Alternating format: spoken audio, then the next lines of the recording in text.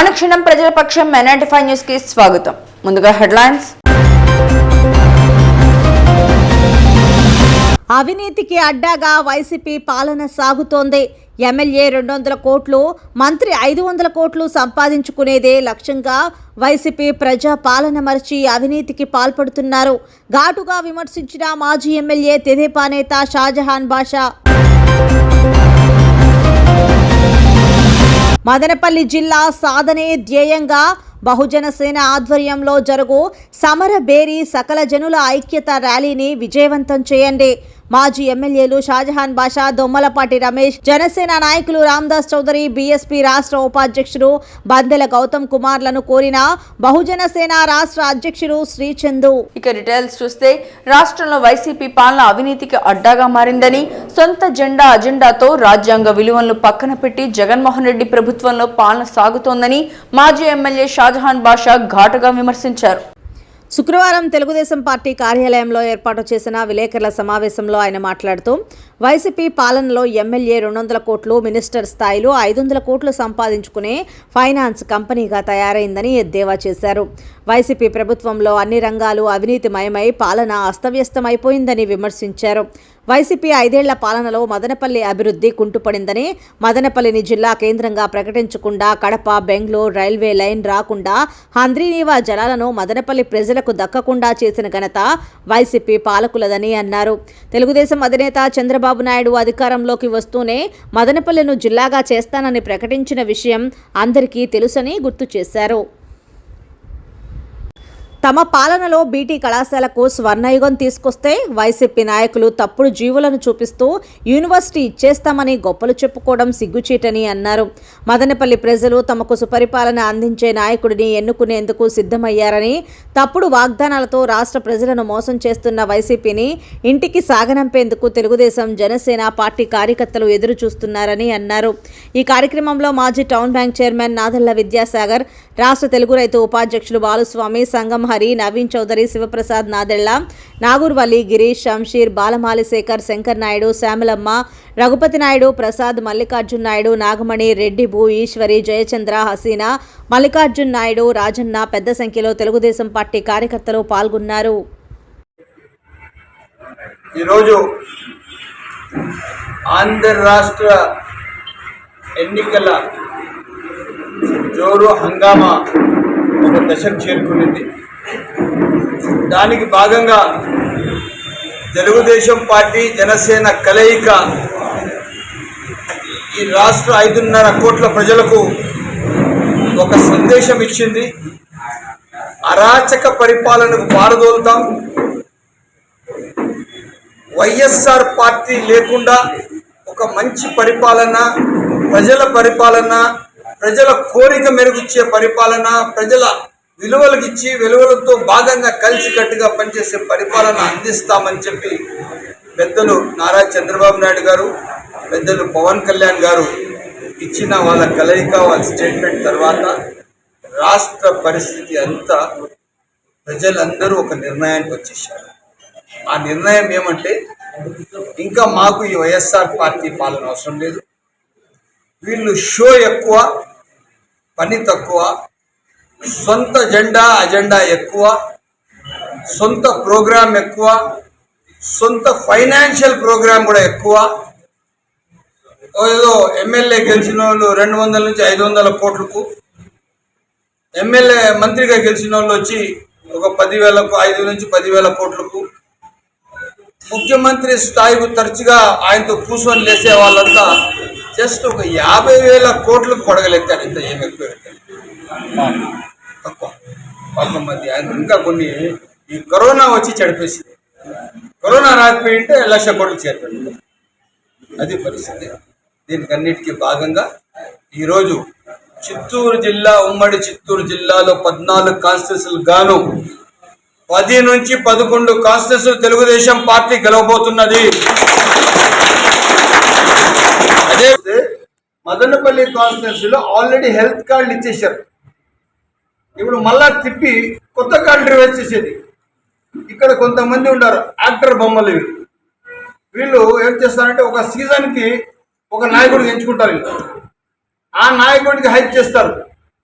వానికి ఎత్తుకొని పోయి మళ్ళీ 3.5 సంవత్సరానికి గంగలో వేస్తారు. వేసిందే మళ్ళీ ఇంకోటి తయారు చేస్తారు. ఇది ఎందుకంటే మదనపల్లి కాన్స్టిట్యున్సీ ప్రజలు వైఎస్ఆర్సీపీ నాయకులకు నమ్మి నా తర్వాత 2009 నుంచి 14 వరకు నేను ఎమ్మెల్యే అయిన తర్వాత 2014 నుంచి 24 వరకు మీకు ఎమ్మెల్యే ఎంపీ 2 గెలిపించడం జరిగింది. నేను సూటిగా ఈ సభాముఖంగా మీకు అడుగుతున్నాను, మదనపల్లి కాన్స్టిట్యున్సీకి మీ ఎంపీ కానీ మీ ఎమ్మెల్యేలు కానీ ఏం న్యాయం చేశారని చెప్పి మీరు ఒక శ్వేతపత్రం రిలీజ్ చేయండి. లేదా నేను రిలీజ్ చేస్తా శ్వేతపత్రం, నేను 2009 నుంచి 14 నేనేమి అభివృద్ధి చేస్తాను. అర్థమైందా? అదే కాకుండా 14 నుంచి 19 వరకు తెలుగుదేశం పార్టీ పెద్దలు చంద్రబాబు నాయుడు గారు ఏం చేశారు అది కావాలంటే నేను ఇస్తాను. కాకపోతే మీరు సంపాదించిన దాంట్లో 5% కూడా పార్లమెంట్ సెగ్మెంట్కి పెట్టుకోలేదు, 2% కూడా ఖర్చు పెట్టలేదు. మీరు పర్సనల్గా సంపాదించారే అంకెలు నేను చెప్పను. దాంట్లో 2% కూడా మీరు ఈ పార్లమెంట్ సెగ్మెంట్కి మీరు ఖర్చు పెట్టలేదు. ఎంపీ గారికి వచ్చిందే ప్రతి సంవత్సరం 5 కోట్లు వస్తుంది. అది కాకుండా క్యాబినెట్ అఫీషియల్ మెంబర్ ఆయన, అదే కాకుండా లోక్సభ ప్రోటోకాల్ స్పీకర్, అది కాకుండా మన పార్లమెంట్ ఎంపీ గారు, ఇది కాకుండా రాష్ట్ర ముఖ్యమంత్రి గారు ఆయన కనుసన్నల్లో ఆయన ఏం చెప్తే అది చేస్తారు. ఇంత ఉన్నా కూడా మొన్న ఏదైతే మదనపల్లి ముస్లిం జమాతి 48 ఎకరాల భూమి ఉందో ఆ భూములు వచ్చి ఎక్కడైతే షెడ్లు కొట్టి 300 మంది పోలీసులు పెట్టి మదనపల్లి ముస్లిం పేదలకంతా రోడ్లు వేసిన చరిత్ర వైఎస్ఆర్ పార్టీది. అటువంటి నాయకులు ఇక్కడ వచ్చి ముఖ్యమంత్రి జగన్మోహన్ చాలా మందికి క్యాన్సిల్ చేస్తాను మీరు మీటింగులు రాకపోతే భయపిస్తున్నారా? ప్రజలకి ఏమన్నా మీరు ప్రలోభాలు పెట్టాలనుకుంటున్నారా? మీరేనా నాయకులు? మున్సిపాలిటీ ఇంతకుముందు ఎవరు అడ్మినిస్ట్రేషన్ చేయలేదా? మీరు చెప్తున్నా, నేను 2009లో నేను ఎమ్మెల్యే అయిన రోజుకి మా మహిళా అక్క చెల్లెలు కింద రోడ్లో ఉన్న గుంతల్లో నీళ్లు పట్టుకునేవాళ్ళు. దాని తర్వాత ఏదైతే నేను వాటర్ సిస్టమ్కి రెగ్యులరైజ్ చేశానో ఆ వాటర్ సిస్టమ్తోనే మీరు ఈరోజు వాటర్ సప్లై చేస్తున్నారు. ఎక్కడెక్కడ ఎంత ఈల్డ్ ఉంది, ఎంత పాపులేషన్ ఉంది, ఎంత నీడ్ ఉంది, ఆ నీడ్కి ఎట్లా మీరు మీట్ కావాలని చెప్పింది ఒక ABCD అని చెప్పి ఒక ప్రోగ్రామ్ నేను చేసి పూర్తిగానే ఆ రోజున అధికారుల సహకారంతో చేయడం జరిగింది. ఈరోజు మీరు మాట్లాడుతున్నారు, సిగ్గుతో తల వంచుకోవాలి. అదేవిధంగా ఏ రోజు కూడా రూలింగ్ పార్టీలో ఉన్న కౌన్సిలర్లు సంతోషంగా ఎక్కడ కూడా కానీ మున్సిపల్ మీటింగ్ జరగలేదు. పాలనలో ఉన్న వైస్ చైర్మన్ కూడా ఎగిరి అరుస్తాడు, చైర్మన్ కూడా కౌన్సిలర్ మీద అరుస్తాడు, కౌన్సిలర్ కూడా చైర్మన్ మీద అరుస్తాడు. ఇదే ప్రజలకు ఏమన్నా మభ్య పెట్టేదానికి డ్రామానా? లేదు మేమేమైనా అమాయకులా? లేదు వీళ్ళు మాకు ఎర్రోలు చేస్తాడారా? ఇది మాత్రం వాస్తవానికి ప్రజా సంక్షేమానికి దీనికి మదనపల్లికి వీళ్ళు చేయలేదు. ఇది అక్కడి నుంచి వస్తే మొన్న తబ్లీగ్ జమాత్ ప్రోగ్రాం జరిగింది. ఎక్కడ జరిగింది అంటే గుంటూరులో జరిగింది. కొంతమంది ముస్లింలు ఏం చేశారంటే, అయ్యా ఎంపీ గారు మీరు మాకు ఒక రైలు ప్రొవైడ్ చేయండి, ఈ రైల్లో మేము మొలకల చెరువు నుంచి గుంటూరు రోడ్ వెళ్తాము, మళ్ళీ అదే రైలు వచ్చింది మాకు మొలకల చెరువు వరకు డ్రాప్ చేయండి, దానికి సరిపోయే డబ్బులు ఏముండదు మేము కడతాము చెప్తే మాకు మీరు సౌకర్యం కల్పించండి. ఈ తబ్లీగ్ జమాత్ కాన్సెప్ట్ ఏమంటే క్లియర్గా చెప్తారు, అల్లాహ్ కే రాస్తే మే అప్నా మాల్ అప్నీ జాన్, వీళ్ళ స్లోగన్ ఇది. దేవుని సన్నిధిలో వెళ్ళేటప్పుడు నేను నా పూర్తి సర్వంగా నా వ్యక్తిగతంగా నియోజకవర్గ ప్రజలు వినాలి. ఎందుకంటే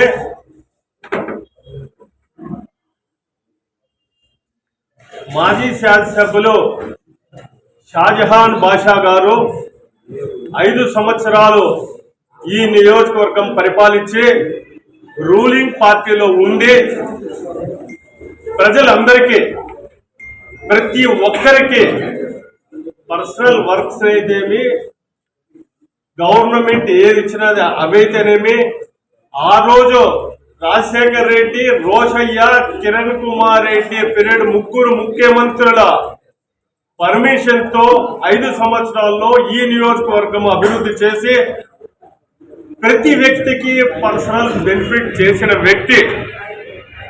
లబ్ధి పొందేట్టుగా ఒక రిక్వెస్ట్ గా ఈ నియోజకవర్గానికి అన్న అయితే అన్న, తమ్ముడు అయితే తమ్ముడు, తండ్రి అయితే తండ్రి, ఆడపడుచులకు అందరికీ కూడా అందుబాటులో ఆదరణగా ఉండి పనిచేసిన వ్యక్తి షాజహాన్ బాషా గారు. ఆ రోజు మా పార్టీలో లేరు, తెలుగుదేశం పార్టీలో లేరు, కాంగ్రెస్ పార్టీలో ఉన్నారు. పార్టీలు ఇంతకు ముందు పత్రికా విలేకరులో చెప్పాను, కులాలు మతాలు వర్గాలను చూడకుండా పనిచేసిన వ్యక్తి మన నాయకుడు షాజహాన్ బాషా గారు. అయితే ఒకటి గమనించాలా, నేను తెలుగుదేశం పార్టీ హైకమాండ్ కు నారా చంద్రబాబు నాయుడు గారికి, లోకేష్ బాబు గారికి, జనసేన అలయన్స్ మా అన్న పవన్ కళ్యాణ్ గారికి, ఈ రాజంపేట నియోజకవర్గంలో జాతీయ ప్రధాన కార్యదర్శి నల్లారి కిషోర్ కుమార్. హార్స్లీ హిల్స్ అంటే మన రాష్ట్రానికి, ఉమ్మడి రాష్ట్రం కానీ మన ఇప్పుడుండే రాష్ట్రానికి సమ్మర్కి వేసవి కాలములో విడిది గవర్నర్కి వచ్చి ఆంధ్రప్రదేశ్ హార్స్లీ హిల్స్. అక్కడ ప్రైవేట్ వ్యక్తులకు ఎవరికి స్థలం ఇవ్వకూడదు. ఏపీ టూరిజం ఉంది, ఉండిండే ఈ హార్స్లీ హిల్స్ అనేది ఇది గవర్నమెంట్ పరిధిలో ఉంది. దీని మీద ప్రైవేట్ వ్యక్తులు జాగాలు అనుభవించేదానికి ఏమీ లేదు. ఈ మధ్యలో ఎంపీలు, మంత్రులు, ఈ ప్రభుత్వం వైఎస్ఆర్ వాళ్ళు 2 ఎకరాలు ఒక దాదాపుగా 30 నుంచి 40 కోట్లు విలువ చేసే 2 ఎకరాలు భూమిని, ఏపీ టూరిజంలో ఉండే భూమిని ఆ టూరిజం డైరెక్టర్ కు దానదత్తం చేశారంటే మీ సొత్తు కాదు, మీ అబ్బ సొత్తు కాదు. ఇది ప్రభుత్వం 2 మాసాల్లో తెలుగుదేశం పార్టీ చంద్రబాబు ప్రభుత్వం, పవన్ కళ్యాణ్ ప్రభుత్వం వస్తుంది, తిరిగి ఆ జీవోలన్నీ క్యాన్సిల్ చేస్తాయి. ఇది జరిగి తీరుతుంది. కాబట్టి తాత్కాలికం వీళ్ళు ఏమి చేసినా, మా శాసనసభ్యులు, మాజీ శాసనసభ్యులు చెప్పినారు, జీవోలు ఇంతకు ముందు గుర్తు లేదండి. బీటీ కాలేజీకి ఒక జీవో, హార్స్లీ హిల్స్ లో ఒక జీవో, 3 చోట ఒక జీవోలు చేస్తున్నాం. మీది ఇంటికి పోయే సమయం అయింది. జీవో ఇన్సెంటివ్ లో మీరు చెప్తే గవర్నమెంట్ లో ఇస్తా ఉన్నారు. ఆ జీవోలు ఇష్యూ చేసి మొబైల్ పెట్టి ఓట్లు లబ్ధి పొందుదామనే ఉద్దేశం తప్ప వేరే విధంగా లేదు. ఇంకో విషయం చెప్తాను, వాలంటీర్లు గుర్తు పెట్టుకోవాలా. వైఎస్ఆర్ పార్టీలో వాలంటీర్లు ఎవరు వచ్చినారో, మీరు వాలంటీర్లకు రాజశేఖర్ రెడ్డో, ఇక్కడున్న ఎంపీనో, ఎమ్మెల్యేలో జీతం ఇవ్వాలా. ప్రభుత్వ సొమ్ము 5,000 రూపాయలు 5,000, 10,000 మీకు ఇస్తా ఉండే జీతము ప్రభుత్వం డబ్బులు, ప్రజల డబ్బులు జీతం తీసుకుంటా ఉండేది. తెలుగుదేశంలో ప్రజలను బెదిరించి ఓట్లు లాగేదానికే మీకు ఈ లబ్ధి జరగదు, ఆ లబ్ధి జరగదని బెదిరించినారంటే మీకు మంచిది కాదని ఈ పత్రికా విలేకరుల సమావేశంలో నేను చెప్తాను. సామరస్యంగా పోండి. ఏ ప్రభుత్వాన్ని వచ్చినా ప్రజలను కానీ వాలంటీర్లు కానీ గవర్నమెంట్ కాపాడాలి. తెలుగుదేశం వస్తుందండి, మీకేం ఇబ్బంది పెడతాం, మేము చూసుకుంటాం. మీరు ఒక పార్టీ తరఫున ముద్ర వేసుకొని పనిచేస్తే వదిలే సమస్య లేదు. మీకు న్యూట్రల్గా పోండి. మా పక్క రాని మేము చెప్పము. వైఎస్ఆర్ ప్రభుత్వం పక్క నుండి మీకు గ్యాస్ రాదు, ఇంకోటి రాదంటే బహుజన సేన ఆధ్వర్యంలో జరుగు సమరబేరి సకల జనుల ఐక్యత ర్యాలీ విజయవంతం చేయాలని మదనపల్లె మాజీ ఎమ్మెల్యేలు షాజహాన్ బాషా, దొమ్మలపాటి రమేష్, జనసేన నేత గంగారపు రామదాస్ చౌదరి, బీఎస్పీ రాష్ట్ర ఉపాధ్యక్షుడు బందల గౌతమ్ కుమార్లు కలిసి మద్దతు కోరారు. మదనపల్లి జిల్లా సాధనకై ఎన్నో ఉద్యమాలు జరుగుతున్న సమయంలో అక్రమ అరెస్టులు, అక్రమ కేసులతో ప్రభుత్వం ఉద్యమకారులను బెదరకొట్టింది. ఆ వేడి చల్లారిపోయిందని భావించిన తరుణంలో ప్రభుత్వానికి మరోమారు హెచ్చరికలు చేస్తూ ఈ నెల 20న బహుజన సేన ఆధ్వర్యంలో సమరబేరి సకల జనుల ఐక్యత ర్యాలీకి శ్రీకారం చుట్టింది. ఆ విషయం గురించి టీడీపీ నాయకులు, మాజీ ఎమ్మెల్యేలు షాజహాన్ బాషా, దొమ్మలపాటి రమేష్, రామదాస్ చౌదరితో పాటు పలువురు అఖిలపక్ష నాయకులను బహుజన సేన రాష్ట్ర అధ్యక్షులు చందు ఆహ్వానించారు. అలాగే ప్రతి ఒక్కరూ ఉద్యమంలో భాగమై అన్ని హంగులు ఉన్న మన మదనపల్లికి జిల్లాని కేటాయించాలని, మన గొంతుకతో రాష్ట్రానికి వినపడేలా మన మదనపల్లి హంగులు కనపడేలా కృషి చేయాలని పిలుపునిచ్చారు. ఈ కార్యక్రమంలో బహుజన సేన రాష్ట్ర కార్యదర్శి కొండుపల్లి ఆనంద్, ఆటో యూనియన్ నాయకులు రాఘవేంద్ర యాదవ్, అన్నమయ్య జిల్లా సెక్రటరీ రూపక్ నాయక్, కార్యకర్తలు జనిత్, గంగాధర్, రోహిత్, చరణ్, రాజా పాల్గొన్నారు. స్వరాజ్యం కన్నా ముందు మన మదనపల్లి, కడప, చిత్తూరు వచ్చి మద్రాస్ రాష్ట్రం కింద మద్రాస్ రాష్ట్ర పరిపాలనలో ఉంది. జిల్లా హెడ్ క్వార్టర్స్ కింద ఆ రోజు కడప ఉంది. కడప తర్వాత సెకండ్ అడ్మినిస్ట్రేటివ్ పాయింట్ కింద 1860లోనే రెవెన్యూ డివిజనల్ ఆర్డీఓ ఆఫీస్ కింద, సబ్ కలెక్టర్ ఆఫీస్ కింద, రెవెన్యూ డివిజన్ కింద మదనపల్లి ఆ రోజు పరిగణలో తీసుకోవడం జరిగింది. మదనపల్లి ఆ రోజే సెకండ్ అడ్మినిస్ట్రేటివ్ పాయింట్ కింద స్వరాజ్యం కన్నా ముందు 1860లోనే సబ్ కలెక్టరేట్ ఆఫీస్ ఇక్కడ ఉండింది. అంటే అప్పటికి చిత్తూరులో జిల్లా హెడ్ క్వార్టర్స్ కాలేదు. ఆ రోజే మదనపల్లికి జిల్లా హెడ్ క్వార్టర్స్ సింబుల్ ఉన్నాయి 1860.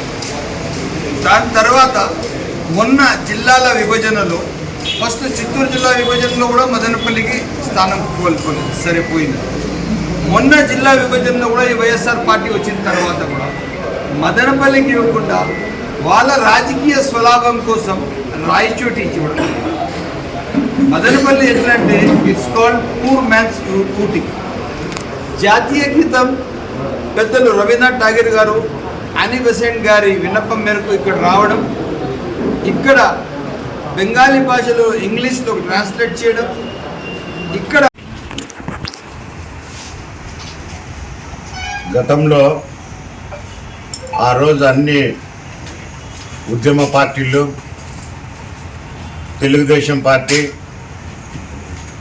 జనసేన అన్నీ కూడా కలిసి ఆ రోజు మదనపల్లిని జిల్లా కేంద్రం చేయాలని చెప్పి పోరాటం చేయడం జరిగింది. ఆ పోరాటంలో మదనపల్లి కాకుండా ఆ రోజు ఈ వైఎస్ఆర్ ప్రభుత్వం రాయచోటిని జిల్లా కేంద్రంగా చేయడం జరిగింది. కానీ మదనపల్లికి ఎన్నో అవకాశాలు, సౌకర్యాలు, ఎంతో చరిత్ర కలిగినటువంటి మదనపల్లిని ఆనాడు పూర్తిగా విస్మరించి జిల్లా కేంద్రం కానికుండా చేసిన ఘనత ఈ పెద్దిరెడ్డి మిథున్ రెడ్డిది, ఈ పెద్దిరెడ్డి రామచంద్రారెడ్డిది, వీళ్ళిద్దరిదే పూర్తి పాత్ర అని చెప్పి తెలియజేస్తానా. కానీ ఆ రోజు మదనపల్లి సాధనా సమితి, వివిధ ప్రజా సంఘాలన్నీ కూడా కలిసి ఆ రోజు ప్రతిపక్ష నాయకుడైనటువంటి చంద్రబాబు నాయుడు గారి దృష్టికి తీసుకుపోవడం, మాకు జరిగినటువంటి మదనపల్లికి జరిగిన అన్యాయాన్ని ఆయనకు వివరించడం, చంద్రబాబు నాయుడు గారు స్పందించి స్వాతంత్ర పోరాటాల పురిటిగడ్డ మదనపల్లిని జిల్లా చేయాలని 600 రోజు పైచిలుకుగా మదనపల్లిలో ఉన్నటువంటి అన్ని రాజకీయ పార్టీలు, ప్రజా సంఘాలు, కార్మిక, కర్షక, రైతులు అందరూ కూడా పోరాటం చేసి వారి యొక్క గళాన్ని, బాధను విన్నవించడం జరిగింది. హేతుబద్ధమైనటువంటి మదనపల్లిని జిల్లాగా చేయకుండా రాజకీయ స్వలాభం కోసం మదనపల్లిని జిల్లా చేయకుండా మోసం చేసిన వారిని ఎండగడుతూ, ఏదైతే మదనపల్లి జిల్లా నినాదం సమసిపోయిందేమో, మదనపల్లి జిల్లా చేయకుండా ఉన్నామని మదనపల్లి ప్రజల్ని మభ్యపెడుతున్నట్టుగా ఈరోజు రాజకీయాలు వ్యవహరిస్తున్నారు. దీనికి గాను ఇప్పటికే గౌరవ పెద్దలు మాజీ ముఖ్యమంత్రి వర్యులు చంద్రబాబు నాయుడు గారు మదనపల్లి జిల్లా చేస్తామని 2 దఫాలుగా ప్రకటించడం జరిగింది. వారి నిర్ణయాన్ని కూడా బహుజన సేనగా మేము స్వాగతిస్తున్నాం. అదే పద్ధతిలో చేయాల్సిన పని చేయకుండా మోసం చేస్తున్నటువంటి వైసీపీ ప్రభుత్వాన్ని కూడా ఎండగడుతూ ఈ నెల 20వ తేదీన మదనపల్లిలో సకల జనుల సమ్మేళనంతో బ్రిటిష్ ఈస్ట్ ఇండియా కంపెనీ కన్నా బీజేపీ ప్రభుత్వమే దేశానికి ప్రమాదకరమని, కార్మిక వర్గాన్ని కార్పొరేట్లకు తాకట్టు పెట్టిన మోడీ ప్రభుత్వం, జాతి సంపదను కార్పొరేట్లు దోచిపెడుతున్న మోడీ ప్రభుత్వం. రైతులకు ఇచ్చిన హామీలను అడిగితే బాష్పవాయువు ప్రయోగించిన మోడీ ప్రభుత్వం, కార్మిక రైతాంగ వ్యతిరేకి బీజేపీ ప్రభుత్వం, సిపిఐ ఏఐటియుసి నాయకులు భారత్ గ్రామీణ బంద్ సందర్భంగా ఏఐటియుసి మున్సిపల్ వర్కర్స్ యూనియన్ ఆధ్వర్యంలో నేడు మున్సిపల్ కార్యాలయం నుండి బెంగళూరు బస్టాండ్ మీదుగా పోస్టాఫీస్ సర్కిల్ వద్ద మానవ హారం నిర్వహించడం జరిగింది. ఈ సందర్భంగా సిపిఐ నియోజకవర్గ కార్యదర్శి K Murali, municipal workers union జిల్లా కార్యదర్శి వర్రి సురేష్ కుమార్, ఏఐటియుసి పట్టణ కార్యదర్శి తిరుమలప్ప మాట్లాడుతూ మోడీ ప్రభుత్వం అధికారంలోకి వచ్చిన తర్వాత దేశంలో కార్మిక, శ్రామిక, రైతాంగ వ్యతిరేక విధానాలు అవలంబిస్తూ కార్మిక వర్గానికి బానిసలుగా చేస్తుందని, జాతి సంపదను మొత్తం కార్పొరేట్ వర్గానికే దోచిపెడుతుందని అన్నారు. గత 2 సంవత్సరాల క్రితం కేంద్ర ప్రభుత్వం తీసుకొచ్చిన వ్యవసాయ నల్ల చట్టాలను రద్దు చేయాలని సంవత్సర కాలం పోరాటం జరిగితే ఉత్తరప్రదేశ్లో ఎన్నికలు ఉన్నాయని రైతుల డిమాండ్లను ఒప్పుకొని పరిష్కరిస్తామన్న మోడీ ప్రభుత్వం నేటికి 2 సంవత్సరాలు గడిచిపోయినా నేటికి కూడా హామీలు పరిష్కరించలేదని, ఆ కారణంగా పంజాబ్ నుండి ఢిల్లీకి వేల సంఖ్యలో రైతాంగం పోరుబాట పడితే రైతులపైన డ్రోన్లతో బాష్పవాయువు ప్రయోగించారని అన్నారు. ఈ కార్యక్రమంలో గౌరవ సలహాదారులు మస్తాన్, నియోజకవర్గ సహాయ కార్యదర్శి ముబారక్, మున్సిపల్ యూనియన్ ఉపాధ్యక్షులు పృథ్వీరాజ్, వాసు, ఇంద్రాణి, గోపాల్ తదితరులు కార్మికులు పాల్గొన్నారు. కొన్ని సంవత్సరాలుగా ఎన్నో త్యాగాలతో సాధించుకున్నటువంటి 44 కార్మిక చట్టాలను ఈరోజు కార్పొరేట్ వర్గానికి కట్టబెట్టడానికి 4 లేబర్ కోడ్లుగా తీసుకురావడం జరిగింది. దీన్ని కమ్యూనిస్టు పార్టీగా, ఏఐటీసీగా పూర్తిగా మేము వ్యతిరేకిస్తున్నాం. ఈ దేశంలో రైతాంగం దాదాపు 2021లో తీసుకొచ్చినటువంటి వ్యవసాయ నల్ల చట్టాలను రద్దు చేయమని స్వాతంత్ర పోరాటం తరహాలో ఉద్యమం జరిగితే ప్రధానమంత్రి నరేంద్ర మోడీ గారు మీ సమస్యలన్నీ పరిష్కరిస్తామని నమ్మబలికిన తర్వాత 2 సంవత్సరాలు గడుస్తున్న ఈ రోజుకు కూడా ఆ సమస్యలను పరిష్కారం చేయలేదు.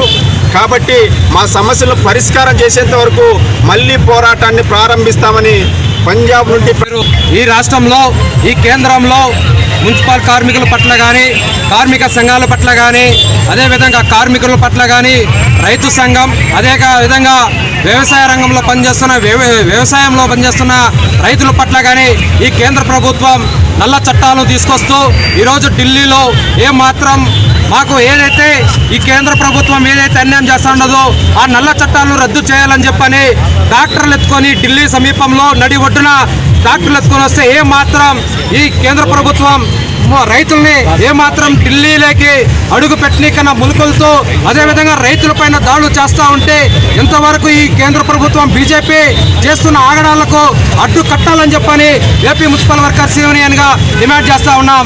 అదేవిధంగా ఇక్కడ కేంద్ర ప్రభుత్వం ఏదైతే కార్మిక సంఘంలో పనిచేస్తున్న కార్మికులకి కనీస వేతనం 26,000 రూపాయలు ఇవ్వాలని చెప్పని అడుగుతా ఉన్నాం. కనీస వేతనం 15-20,000 కూడా ఇచ్చే పరిస్థితుల్లో ఈ కేంద్ర ప్రభుత్వాలు అదేవిధంగా రాష్ట్ర ప్రభుత్వాలు కూడా వ్యవహరిస్తూ ఉన్నాయి. ఏదైతే మున్సిపల్ కార్మికులు కానీ అదేవిధంగా దేశంలో రాష్ట్ర ఏఐటీసీ అనుబంధం కింద రైతు వ్యతిరేక చట్టాలపై, కార్మిక చట్టాలపై తీసుకొచ్చిన కేంద్ర ప్రభుత్వం వ్యవహరిస్తున్న సమస్యలపై ఈరోజు మదనపల్లి మున్సిపల్ ఆఫీస్ దగ్గర నుంచి Bengaluru bus stand post office circle మౌన ఆహారం నిర్ణయించడం జరిగింది. అదేవిధంగా ఇలా కేంద్ర ప్రభుత్వం తీసుకొచ్చిన చట్టాలను వెంటనే రద్దు చేయాలని మేము విన్నవిస్తున్నాం. లేదంటే లేని పక్షాన మేము ఎంతటికైనా తెగిస్తామని చెప్పి మేము విన్నవిస్తున్నాం. అలాగే కార్మికులకి తీసుకొచ్చిన రైతులకి తీసుకొచ్చిన చట్టాలను వెంటనే రద్దు చేయాలని ఏఐటీసీగా మేము డిమాండ్ చేస్తున్నాం. మున్సిపల్ కార్మికులకి కనీస వేతనం 26,000 ఇవ్వాలని చెప్పి ప్రముఖ ఇంజనీరింగ్ విద్యా సంస్థ Madanapalle institute of technology and science నందు కళాశాలలోని బీటెక్ ఎలక్ట్రానిక్స్ మరియు కమ్యూనికేషన్ ఇంజనీరింగ్ 3వ సంవత్సరం చదువుతున్న విద్యార్థులకు ఇండస్ట్రియల్ విజిట్లో భాగంగా తిరుపతిలోని దూరదర్శన్ కేంద్రాన్ని సందర్శించినట్లు కళాశాల ప్రిన్సిపల్ డాక్టర్ సి యువరాజ్ తెలియజేశారు. దూరదర్శన్లో పనిచేస్తున్న ఆర్ వెంకటేశ్వర్లు మాట్లాడుతూ సరిగ్గా 64 ఏళ్ల క్రితం టీవీ అనేది ఊహకు అందని విషయమని, రేడియో ఒక్కటే వార్తా ప్రసార సాధనమని అన్నారు. మన దేశంలో 1959 సెప్టెంబర్ 15న తొలి టీవీ ప్రసారాలు ప్రయోగాత్మకంగా మొదలయ్యాయి. ఇప్పుడు మనం 24 గంటలు టీవీ చూడగలుగుతున్నాం. కానీ అప్పుడు టెలివిజన్ ఇండియా పేరుతో రోజుకు అరగంట, ఆదివారానికి 3 రోజులు మాత్రమే టీవీ కార్యక్రమం ప్రసారమయ్యేదని ఆయన తెలిపారు. ప్రారంభంలో పాఠశాల పిల్లలు, రైతుల కోసం విద్యా కార్యక్రమాలు ఆల్ ఇండియా రేడియో ద్వారా దూరదర్శన్లో ప్రసారమయ్యేవి. అది వారానికి 3 రోజులు మాత్రమే ప్రసారమయ్యేవి. 1965 నుండి కార్యక్రమాలు ప్రతిరోజు ప్రసారం చేయటం ప్రారంభించారు. అంటే మన దేశంలో టీవీ ప్రసారాలు మొదలైన 6 ఏళ్లకు పూర్తి స్థాయిలో ప్రసారాలు ప్రారంభమయ్యాయని ఆయన అన్నారు. కానీ ఇప్పుడు ఎన్ని శాటిలైట్ ఛానల్స్, ఇంటర్నెట్ టీవీ వంటివి అందుబాటులోకి వచ్చినా దూరదర్శన్కు తన ప్రత్యేకమైన వ్యూయర్షిప్ ఉంది అని అన్నారు. మన దేశంలో మెల్లగా మొదలైన టీవీ ప్రస్థానం గత దశాబ్దంలో వేగవంతమైన మార్పులతో ప్రపంచ సమాచార రంగంతో పోటీపడి ఎదిగిందని అన్నారు.